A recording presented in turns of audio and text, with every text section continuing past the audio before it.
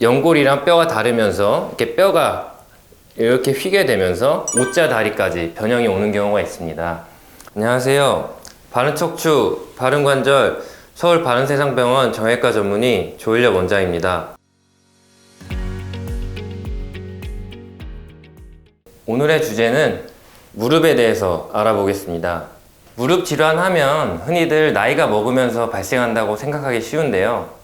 최근에는 이 무릎 통증으로 병원에 내원하는 환자분들의 연령이 점점 낮아지고 있습니다.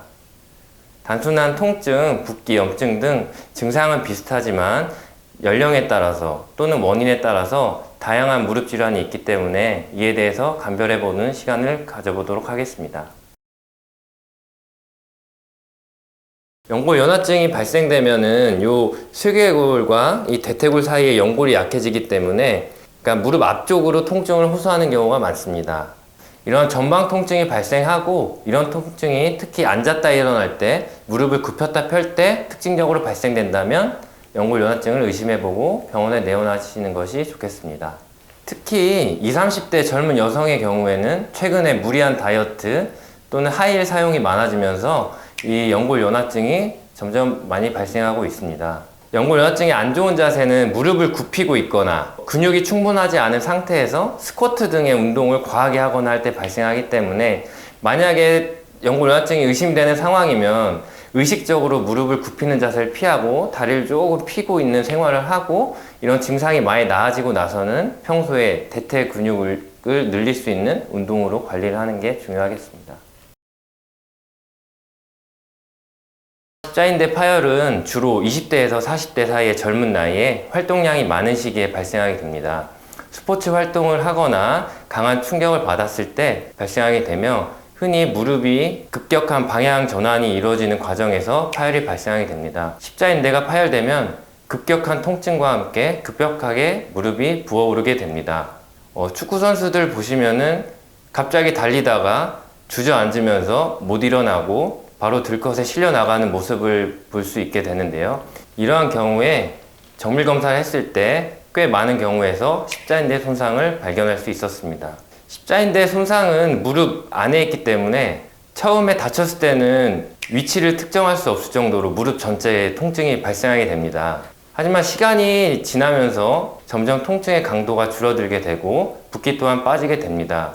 이런 시기에 십자인대 파열을 간과하고 넘어가는 경우가 있는데 십자인대 파열을 방치하게 되면은 무릎이 헛돌아가는 느낌이 발생하게 되고 헛돌아가는 느낌이 지속되게 되면 관절의 마모를 빨리 일으킬 수 있기 때문에 적절한 시기에 적절한 진단과 적절한 치료가 필요하겠습니다.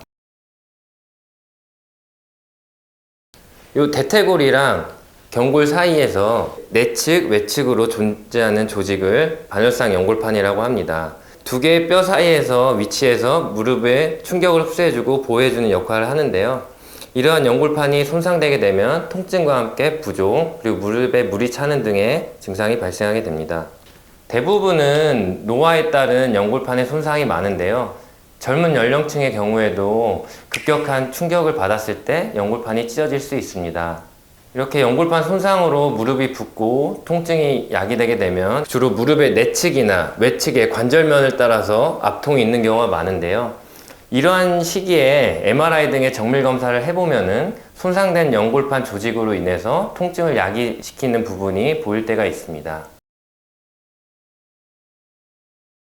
이 무릎에서 아까 말씀드린 이 반월상 연골판이 손상되고 또 시간이 지나게 되면 요 뼈를 감싸고 있는 연골 조직이 닳게 되고 연골이 닳고 나면 이제 뼈끼리 닿게 되고 뼈도 닳게 되면 통증이 극심하게 되는데 이러한 일련의 과정을 퇴행성 관절염이라고 합니다. 뼈와 뼈 사이에 이런 연골판이나 연골 조직들이 제 역할을 못하고 뼈끼리 닿으면서 통증이 발생되게 되는데요. 각 단계에 따라서 크게 1기에서 4기까지 4단계로 구분하게 됩니다. 관절염 초기에는 단순한 통증이랑 부종 등이 발생할 수 있는데요.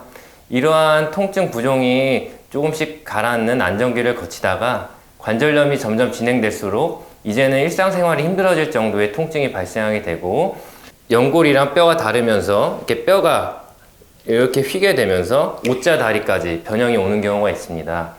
따라서 주위 어르신들 분 중에서 다리가 O자로 점점 휘면서 걷기도 힘들 정도의 증상이 있으신 분들은 병원에 가서 퇴행성 관절염인지 아닌지 적절한 진료를 받는 것이 중요하겠습니다. 통증의 세기가 별로 강하지 않다는 이유로 혹은 나이가 너무 젊다는 이유로 가벼운 무릎 통증을 간과하고 넘어가는 경우가 많은데요. 이런 경우에도 이미 무릎에 질환은 발병돼 있을 확률도 있고 점점 진행할 수 있기 때문에 너무 간과하지 마시고 적절한 시기에 치료를 받는 것이 중요하겠습니다. 예, 감사합니다.